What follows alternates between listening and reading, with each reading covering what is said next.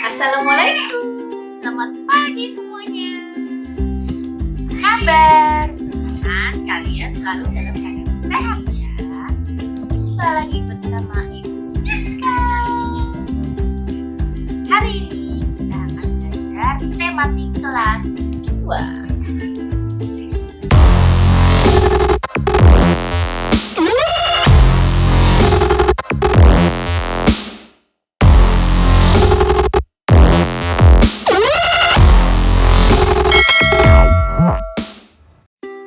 Pembelajaran dimulai, kalian jangan lupa berdoa terlebih dahulu, mencuci tangan kalian, lalu menyiapkan alat tulis kalian secara mandiri.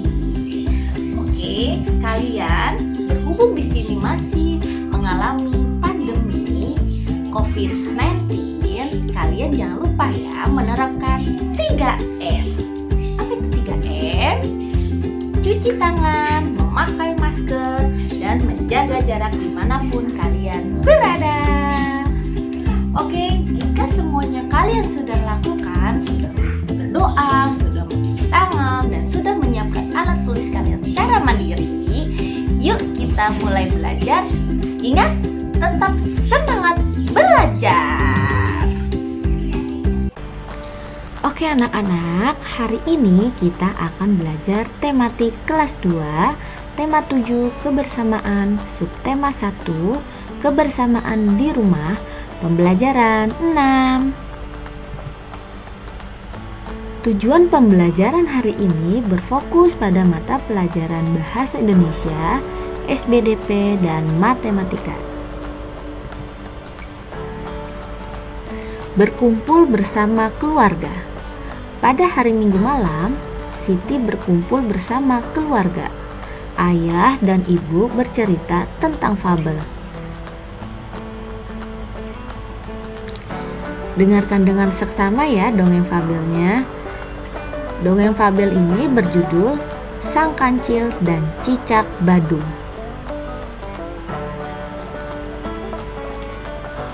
Di suatu ketika, Kancil sedang bercengkrama dengan kawanan semut. Dia meloncat-loncat di sepanjang parit kecil yang dialiri air yang jernih. Sementara para semut berlari-lari di pinggir parit sambil menari dan bernyanyi. Sebagian semut yang lain berlayar dengan perahu daun-daunan di belakang sang kancil. Ketika para semut melihat segerombol buah apel merah menjulur ke sungai, mereka berteriak-teriak pada sang kancil untuk memetiknya.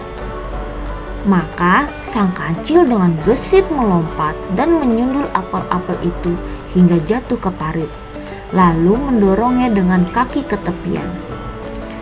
Tak berapa lama kemudian, para semut merubungi apel-apel tersebut dan mulai memotongnya menjadi potongan kecil-kecil. Sebagian dipanggul, sebagian lagi diangkut ke atas perahu daun. Begitulah acara bermain dihentikan sejenak setelah mereka menemukan tempat yang nyaman untuk beristirahat sambil menikmati apel.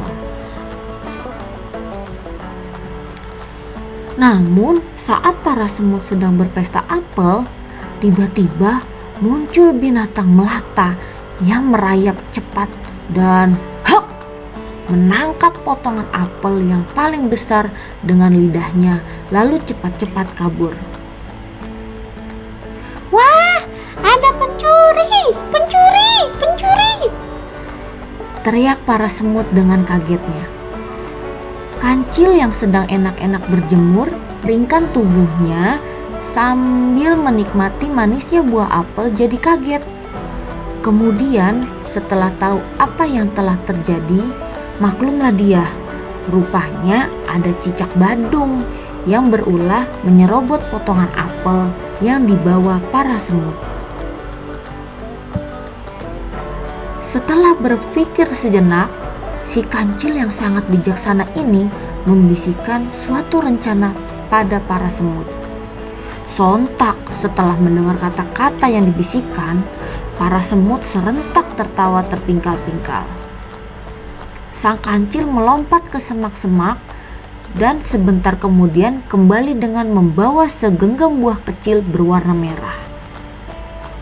Para semut membawa potongan buah merah itu sambil sebentar-sebentar berhenti karena tidak kuat menahan ketawa. Rupanya para semut menganggap rencana mereka benar-benar sangat lucu. Pesta dimulai lagi. Para semut kembali makan apel yang telah dipotong kecil-kecil. Buah merah pemberian sang kancil sengaja diletakkan di pinggir dan tidak dijaga oleh para semut. Mereka tertawa tertiwi, bergandengan tangan, menari-nari sambil sebentar-sebentar melirik ke tumpukan buah merah. Ada juga yang menyanyi dengan syair lagu yang lucu. Buah merah, enak sekali. Jangan lupa kawan yang paling manis.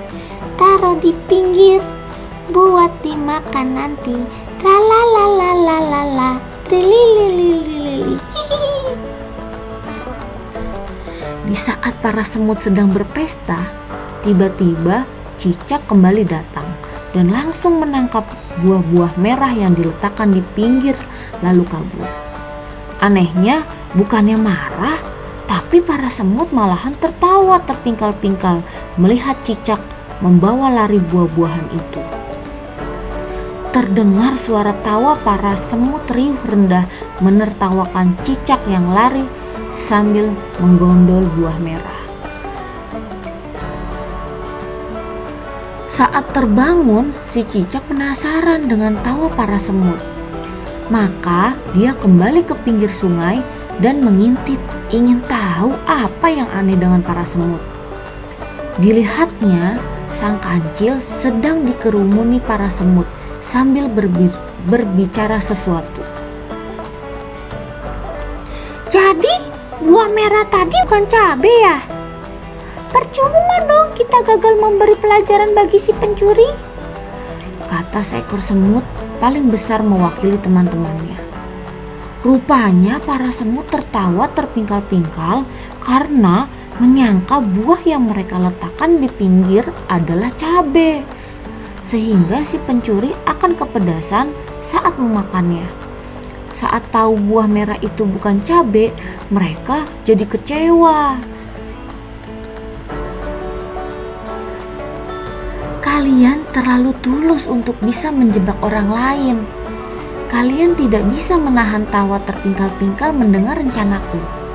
Pastilah si pencuri akan curiga dan meneliti buah yang dicurinya. Saat tahu itu cabai, dia tidak akan memakan dan akan kembali untuk mencuri buah lainnya. Jadi, aku ganti saja dengan buah stroberi yang banyak di sekitar sini. Biar saja dia kenyang. Ntar tidak akan mengganggu kita lagi, kata kancil. Para semut saling berpandang-pandangan dan mengakui bahwa mereka tidak bisa menahan diri untuk tidak tertawa. Pastilah si pencuri mendengar tawa itu dan jadi curiga.